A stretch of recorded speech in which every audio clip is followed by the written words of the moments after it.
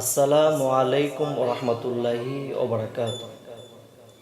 দেশ ও দেশের বাহির থেকে যে যেখান থেকে আমার এই ভিডিওটি দেখতেছেন সবাইকে জানাই আন্তরিক শুভেচ্ছা ও অভিনন্দন। আমি আজকে আপনাদের সামনে যে বিষয়টি নিয়ে উপস্থিত হয়েছি, বিষয়টি হচ্ছে পবিত্র ঈদে মিলাদুন নবী সাল্লাল্লাহু আলাইহি ওয়াসাল্লাম। পবিত্র ঈদে মিলাদুন নবীর মাস আসলে আমাদের সুন্নি জামাতের পীর মাশায়েখ আলেম ওলামারা এবং যারা আহলে সুন্নত ওয়াল জামাতের অনুসারী আমরা ঈদে মিলাদুন নবী জশ্নে জুলুস পালন করে থাকি। কিন্তু এক শ্রেণীর আলেম ওলামা এবং এক শ্রেণীর লোক আছে যারা ঈদে মিলাদুন নবীকে অস্বীকার করে, যারা ঈদে মিলাদুন নবীকে বিদাত এবং অন্যান্য ফতোয়া দিয়ে থাকে। আজকে আমরা জানবো আসলে ঈদে মিলাদুন নবী কি এবং ঈদে মিলাদুন নবী এটি কি কোরআন হাদিসে আছে কিনা। এই বিষয়ে আমি প্রথমে কুরআনুল কারীম থেকে সূরা ইউনূসের ৫৮ নং আয়াত আমি আপনাদেরকে শোনাচ্ছি। আল্লাহ তাআলা পবিত্র কোরআনে বলেন সূরা ইউনূসের ৫৮ নং আয়াতে যে কুল বি ফাদলিল্লাহি ওয়া বিরহমাতিহি ফাবিযালিকা ফালিয়াফরাহু। আল্লাহ বলেন যে বন্ধু আপনি তাদেরকে জানিয়ে দেন তারা কোনো রহমত পেলে, তারা কোনো ফজল পেলে তারা যেন আনন্দ উল্লাস করে। এখন এই আয়াতের তাফসির রুহুল মাআনিতে আছে যে রহমত দ্বারা আমার নবীজিকে আল্লাহ পাক বুঝিয়েছেন এবং ফজল দ্বারাও নবীজিকে বুঝিয়েছেন। এই জন্য আমরা পবিত্র ঈদে মিলাদুন নবীর মাস আসলে আমরা আনন্দ উল্লাস করি। কেননা দুনিয়াতে যত রহমত আছে, যত নিয়ামত আছে, সবচেয়ে বড় নিয়ামত হচ্ছে আমাদের জন্য রহমাতাল লিল আলামিন। এই জন্য আমরা কুরআনুল কারীমের এই আয়াত দ্বারা আমরা পবিত্র ঈদে মিলাদুন নবী জশ্নে জুলুস আমরা করে থাকি। এখন বিষয় হচ্ছে ওনারা কিছু প্রশ্ন করেন আমাদেরকে, যা হচ্ছে ঈদে মিলাদুন নবী আপনারা যে ঈদ করেন, ঈদ ওনাদের ক্ষেত্রে ঈদ হচ্ছে দুটি, একটি হচ্ছে ঈদুল আজহা আর একটি হচ্ছে ঈদুল ফিতর। এখন আমরা জানবো আসলে ঈদ কি মাত্র দুটি নাকি আরো অনেক ঈদ রয়েছে। এই বিষয়ে আমি আপনাদের সামনে একটি কিতাব দেখাচ্ছি। এটি হচ্ছে মিশকাত শরীফ। এটি মিশকাত শরীফ মেইন কিতাব। আমি হাদিসটি আপনাদের সামনে বাহির করতেছি।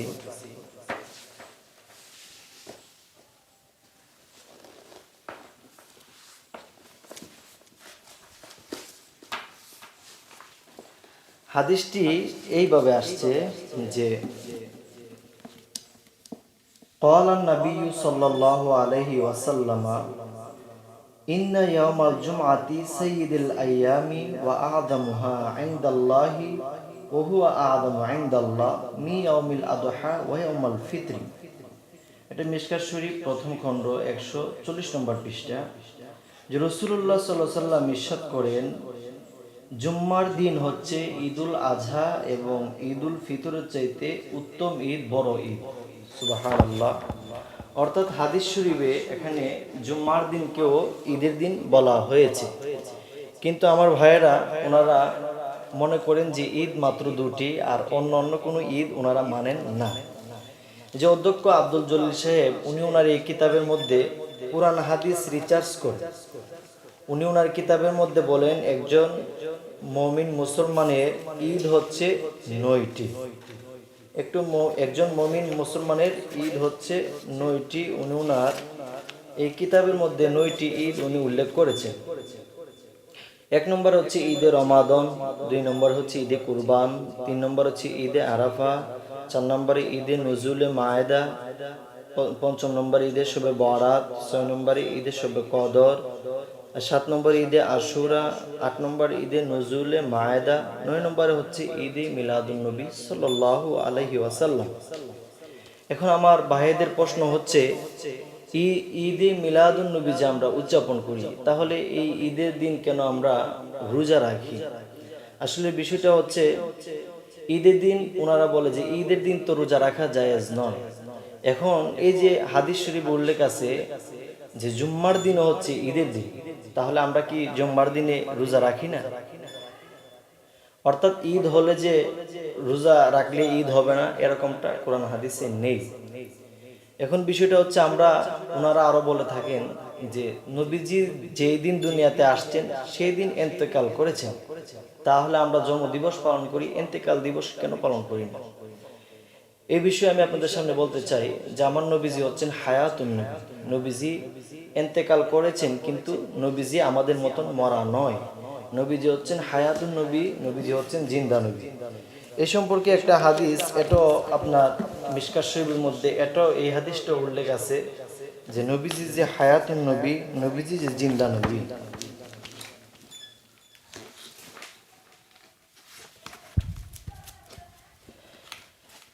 এটা মিশকাত শরীফ প্রথম খণ্ড 141 নম্বর পৃষ্ঠা। ক্বালা ইন্নাল্লাহা হাররামা আলাল আরদি আন তাকুলা আজসাদিল আমবিয়াই ফানাবিয়ুল্লাহু হাইয়্যু ইরজাক। ক্বালা রাসূলুল্লাহ সাল্লাল্লাহু আলাইহি ওয়াসাল্লাম ইরশাদ করেন, ইন্নাল্লাহা, নিশ্চয় আল্লাহ বলেন, হাররামা আলাল আরদ, জমিনের জন্য হারাম করেছেন, আন তাকুলা আজসাদিল আমবিয়া, অর্থাৎ নবী রাসূলদের দেহ ভক্ষণ করা জমিনের জন্য হারাম করে দিয়েছেন, এবং ফানাবিয়ুল্লাহু হাইয়্যু ইরজাক, এবং তারা তাদের কবরে রিজিক প্রাপ্ত। সুবহানাল্লাহ। এই জন্য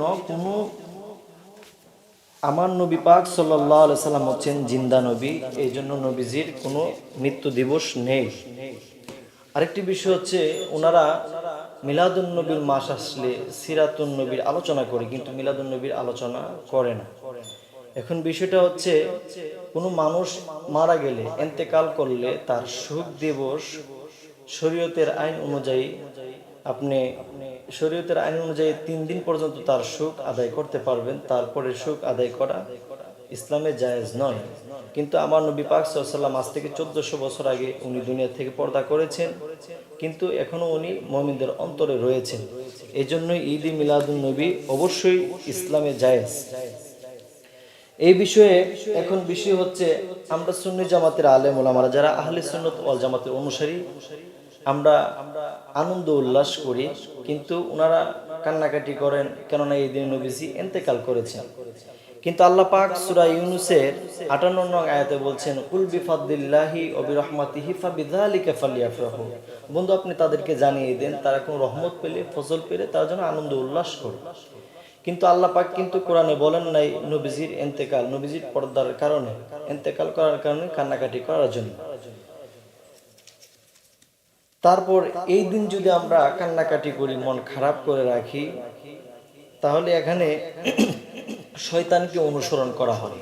কেন এই কিতাবটা হচ্ছে আল বেদায়া ওয়ান নেহায়া, 2য় নং খণ্ড, যেটা হচ্ছে ইসলামের ইতিহাস। এখানে বলেন যে সুয়াইলি বর্ণনা করেন যে ইবলিশ জীবনের 4 সময় বিলাপ করে কান্নাকাটি করছেন।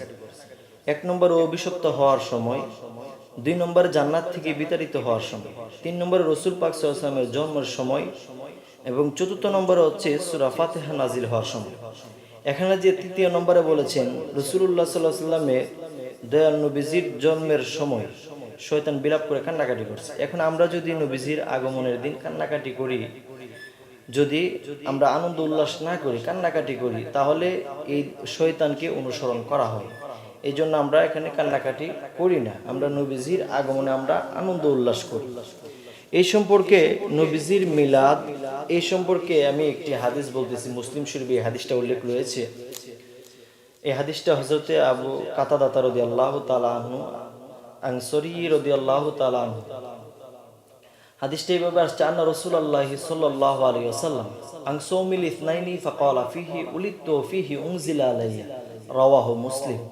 যে নবী পাক সাল্লাল্লাহু আলাইহি ওয়াসাল্লাম প্রত্যেক সোমবার রোজা রাখতেন। সাহাবা একদম জিজ্ঞাসা করলেন যে ইয়া রাসূলুল্লাহ, আপনি প্রত্যেক সোমবার কেন রোজা রাখেন? তখন নবীজি বললেন, এই দিন আমি দুনিয়াতে আগমন করেছি, এই দিন আমার জন্ম, এই জন্য আমি শুকরিয়া আদান প্রত্যেক সোমবারে রোজা রাখি।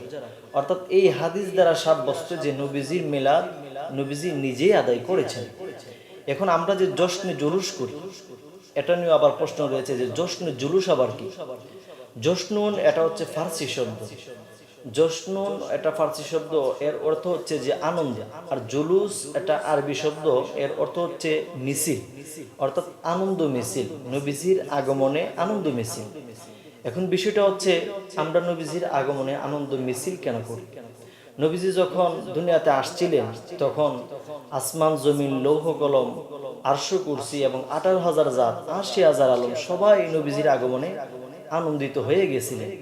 এবং কি নবীজি যখন মক্কা থেকে মদিনায় হিজরত করে গেছিলেন, তখন মক্কার ছোট ছোট বাচ্চারা, এই বৃদ্ধ মা বোনেরা, বাবারা সবাই নবীজির আগমনে নবীজিকে দাঁড়িয়ে দাঁড়িয়ে সালাম দিয়েছেন এবং তারা আনন্দ উল্লাস করেছেন। সুবহানাল্লাহ। এই সম্পর্কে আরো অসংখ্য হাদিস রয়েছে। আজকাল যারা ঈদে মিলাদুন নবী অর্থাৎ নবীজির মিলাদকে অস্বীকার করতে চায়, আমি তাদের বড় হুজুরের কিছু বক্তব্য আপনাদেরকে শোনাবো, যে ওনাদের বড় হুজুর নবীজির মিলাদকে মানতেন। যেমন মৌলানা আব্দুল হাই নাখলবী রহমতুল্লাহ আলাইহি এর ফতোয়া। পাক ভারত উপমহাদেশের প্রখ্যাত আলিম আল্লামা আব্দুল হাই নাখলবী রহমতুল্লাহ আলাইহি মিলাদের সময় যদি কোনো ব্যক্তি এশক মহাব্বতে লৌকিকতা বিহীন কিয়াম করেন তাহলে কিছুই বলার নেই, অর্থাৎ এইরূপ কিয়াম জায়েজ। আব্দুল হাই নাখলবী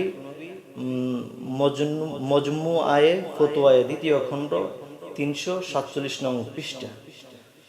তারপরে ওনাদের বড় হুজুররা আরো বলেন, হাজী এমদাদুল্লাহ মুহাজিরি মক্কি রহমতুল্লাহ আলাইহি এর আমল, মৌলানা রশিদ আহমদ গাঙ্গী সাহেবের পীর ও তাবলিগ জামাতের প্রতিষ্ঠাতা মৌলানা ইলিয়াস মেওয়াতি ও চরমুনার ইসহাক সাহেবের দাদা পীর আল্লামা হাজী এমদাদুল্লাহ মুহাজিরি মক্কি রহমতুল্লাহ আলাইহি বলেন, ফকির কি মাশরাব এ আই মাহফিলে মাউলুদ में शरीक होता हो, बोल के बरकत के जरिया समझकर हर साल मुनाकिद करता हो, आवर किया में লজ্জাত ও লতাফ ফাতা হো।